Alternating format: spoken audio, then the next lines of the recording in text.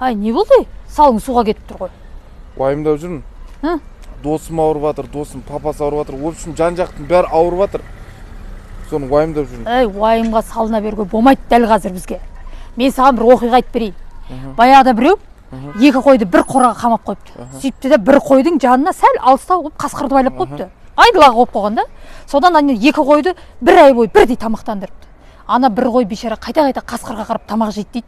Содан бір айдан кейін өзімен өзі тамақтанып, әшейін тұрған қой семіріп кеткенде ана екінші қой өліп қалған ғой. Қасқырға қарап. Уайымдап өліп қалған, Енді қасқырға қарап тұрып қорқа бергенде өзінен өзі.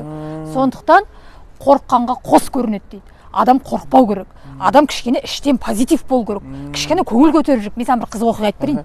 Кеше бір подружкам күйеуі ауырып жатыр екен, күйеуіне айтыпты. Осыдан азанға шейін жазылсаң тоқалап беремін десе, анау жазылып кетті.